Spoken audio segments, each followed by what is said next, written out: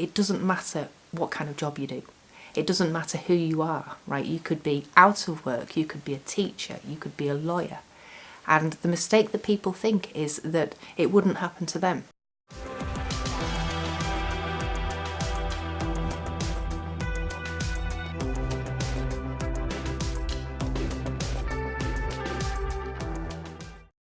Domestic abuse can happen to anybody, be you a teacher, a lawyer, out of work, working in a school, working in a hospital, whoever you are. So it can affect anybody.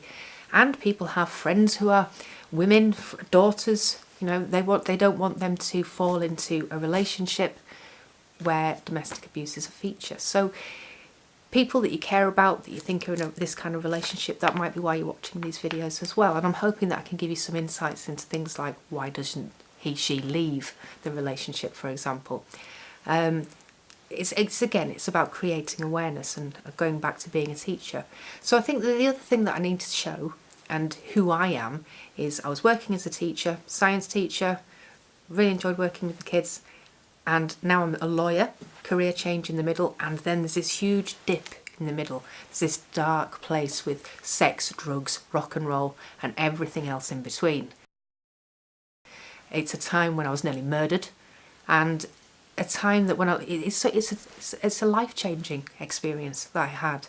There is something about being beaten unconscious that stays with you and changes things permanently. That's a permanent change in me. That prior to being beaten unconscious, I'd never felt or experienced that. And that's something that I know there will be people watching this video going, yeah, that's so right. It does change you. You're suddenly so vulnerable. And you might be thinking, why don't they leave? They're also thinking, why don't they leave? There's these subtle things. I want people who are experiencing this to understand that they're not alone in this. And I want to help as many people as I can. And part of that may be explaining what happened in that really, really dark period where I nearly died, there was sex, drugs, everything else that my ex-husband would wish me to be ashamed about, and I'm not going to be. And what I want to do, very much in line with Pat Craven's Living with the Dominator, I want to show the abusive personality and the opposite of the abusive personality, the relationship with a friend, the relationship with a person who treats you as an equal. And I want people watching this video who are in an abusive situation to see that it can happen and you can get into this, what will seem like an idyllic situation at the moment. So it's comparing and showing and identifying what domestic abuse is. That's what the comparison with the friend is going to show. I am referring to Pat Craven's Living with the Dominator, which is an outstanding book about domestic abuse. One of the best things about this is that it runs along with the Freedom Programme course. I've just finished doing the Freedom Programme for a second time. If you are experiencing domestic abuse, if you can get yourself on this course or on the online version, or even just get a copy of this book, it is an outstanding book by Pat Craven. So I will be referring to her book. I hope. I'm currently asking permission about that. And defining all the different kinds of domestic abuse, because I suddenly find myself in this position of being stronger than I've ever been in 15 years. I feel very strong. I realise that I've been experiencing domestic abuse for 16 years now, a bit longer, and that has affected all of the life of my child. This is a classic example of how domestic abuse continues with child arrangements for 16 years. 16 years of constantly being distracted from the thing that I want to do, which is just be a mum, just do my mothering. And I'm going to make something with that. I am going to show people what it is, what's been happening, and more importantly, for the moment, I'm going to help as many people as I can to get out of it. Because when you first look at my situation, you would say, well, hang on, this abuse situation was dealt with in 2014. It's now 2019. There's actually been no direct contact between me and my ex-partner who is abusive. So how is it that I'm doing these diaries now? How am I saying that I've become ill suddenly when there's been not even any contact? So one of the things that these videos are going to show is a very, very subtle form of domestic abuse that will continue through the child arrangements. It's a form of domestic abuse, and after separation, quite often, the only way for the abuser to go is through the children. So that's what these videos are about. So I'm going to explain how that's happened and how that's led me to this point, 16 years on as a parent, saying, yeah, domestic abuse has affected me right the way through there, and it's obviously had a knock-on effect of our child. The purpose of these videos is to show what's worked well in law, show examples of good practice, the correct following of practice directions, and the hope is behind that then there will be a consistency of application of good practice in the family courts, with the criminal justice system, when you're speaking to police officers. This is to provide guidance and help, and I'm going to do that first of all by showing a very, very subtle form of abuse. So I've already mentioned that I became ill in November. This was an episode of PTSD, post-traumatic stress disorder. I've never had PTSD before. I've never been on antidepressants before, sleeping tablets before. I may have had a little bit of medication for anxiety, but none of the antidepressants, none of that business. I was off work for a total of 6 weeks, completely unable to work at all. This is significant, right? I'm a family lawyer. I'm a working professional. And I urge people watching this video to see that something's gone terribly wrong. Something has created an illness which is backed up by medical records and is still having an effect now. I'm still on amended duties with my employer. So if it's having this effect on me as a parent, I'm hoping that you can also see it's going to have an effect on our daughter. It's going to have an effect on the children. And that's the aim here, to show these things and to increase the awareness. So going back then, what made me ill? So back in November 18, we're talking about a few months beforehand, and there's been letters from who is my ex-husband, both to our daughter and to me, as part of his indirect contact only, which is what he's allowed to do until he's made progress on a domestic violence perpetrator programme. My ex-husband, he's writing to both of us.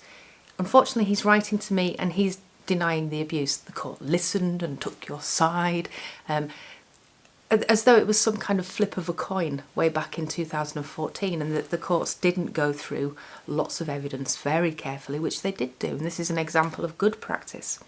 So the courts found domestic abuse. He went on a domestic abuse perpetrator programme, and then 2 years later wrote a letter saying he was no longer willing to discuss alleged abuse.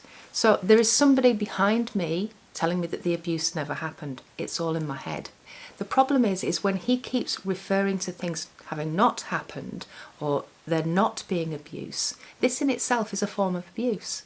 If a parent has experienced terrible abuse at the start of the relationship, in the marriage, before separation, and then that person, the other parent of the children, is saying, no, there was no abuse, it's all in your head, then obviously concerns are going to be apparent. You're going to start to wonder what's going to be said to the children and how they're going to get caught in the middle here if you're not careful, because obviously we don't want that. We want children to have a normal, happy childhood life. That's the aim of all parents. So these letters were coming to me denying abuse. So what I did was I wrote back and said, please stop doing this. It's making me feel alarmed and distressed. I am not happy with this. If you carry on doing this, I'm going to have to go to the police. Did it again straight away. So I did refer it to the police as a form of harassment, thinking that maybe they could give him some kind of harassment notice, just get him to back off with these letters. As they interviewed me, the police, in November 18, what they realised was that they couldn't just give him a harassment warning because of previous incidents that I'd said about. And they realised that there was more things that hadn't been dealt with by the criminal law, the criminal system at the time, which maybe needed to be raised again, so they decided to interview him. They fed back to me after that interview, some time after that interview, that they'd put to him about terrible physical violence where I'd been beaten unconscious, taken to hospital with an ambulance, 5 stitches in my head, there's hospital records, police records, GP notes taking the stitches out of my head at the time. So there's all of this evidence, which I told the police about. They put it to him in the interview and he said, never happened. Okay, that's fine. It's not fine, but that's where we were. That's his statement about what happened. So here's a massive risk to anybody who comes in contact with him. Future girlfriends, what can I report to Clare's Law if the police didn't do anything then and they didn't do anything in 2018? There's all this evidence, yes, but there is nothing I can give in the way of information that could help protect future people from the same fate, if not worse. There's no conviction, the police didn't do their job. And this in itself is what made me suddenly very, very ill. I've never felt anything like that before. I've never felt that ill. I've never been clinically depressed before. And I am recovering, and the good news here is that I'm not just feeling better than I did in November last year, I'm also feeling better than I have done in 15 years because of the ongoing stress that I didn't even realise was there. In the last few months, I've just realised what it is like to feel hunger, proper hunger, something that for the last 15 years has just been killed by the adrenaline in my system. The ongoing stress that parents will feel, especially if they have to communicate with their abuser about the child arrangements, about the children. This is very, very subtle and just as insidious as punching somebody in the face repeatedly until they're unconscious. Okay, so it's a different form of abuse, a different kind of aggravation that is going on, causing me to become very ill. Mostly it's the physical things that he denied, and there are other things, terribly personal things that happened in the marriage. It was all very sex, drugs, rock and roll, and my ex-husband would have me feel ashamed about that. He would have me feel upset about that and embarrassed. There's been a letter through a solicitor from him as recently as January 2019. I'm going to flash that up on the screen now. So 2019, January, their solicitor referring to, we don't want to cause you any professional embarrassment. And it's like, I know what, we all know what we're referring to here. It's events that happened in the marriage. My ex-husband doesn't expect me to be public about them. I am in these series going to spill the beans on everything. I'm going to say every single thing that happened. Being a teacher, now becoming a lawyer, and everything in between. There are some of my friends, some of my Facebook friends who I've possibly invited to like this page who may well be slapping their forehead and saying, oh my God, she's not going to, is she? And yes, I am going to go through everything that happened. And you can decide for yourself if it's abuse. You can decide for yourself if it's going to have a long-term effect. What do I gain from setting it all out in this way? Well, the first thing is that it takes away his power. His hoping that I'm going to feel ashamed and embarrassed. If I've already said, yep, this is what happened, this is what I did, then he hasn't got that power anymore. It also allows anybody experiencing problems through the child arrangements to be able to say, actually, yes, I've got that thing that so-and-so's hanging over me. And it may help give people confidence to say it really doesn't matter what happened in that kind of relationship. The purpose, the thing that you want, the objective is to get out of it. Just take more water.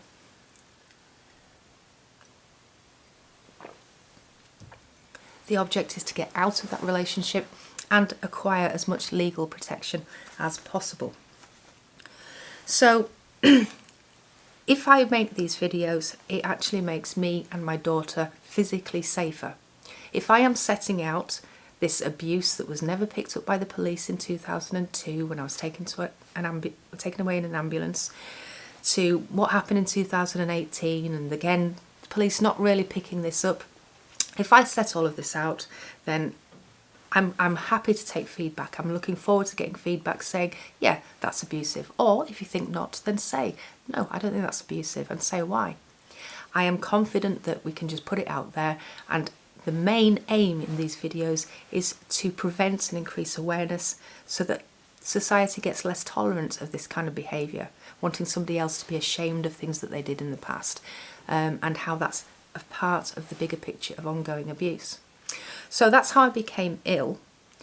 I've had medical support, medical supervision every 4 weeks. I'm in therapy. As I said, I'm on medications I've never taken before. So that's how much it can affect people. And of course, if it's a parent, that's going to have a knock-on effect for the children as well. So I'm looking forward to sharing all of these different aspects, giving you a full overview of all the different types of domestic abuse, other types as well as what I've experienced, and just to increase awareness. I'm looking forward to making these videos. I'm looking forward to receiving comments about the things that you'd like to cover, questions that you've got, and thank you again for watching the Survivor Diaries. If you are able or in a position to be able to support us, please click on the link to Patreon, and you'll see some videos there explaining to you how valuable that is to us and the help that you can give us. and I look forward to seeing you in the next episode. Thank you and bye.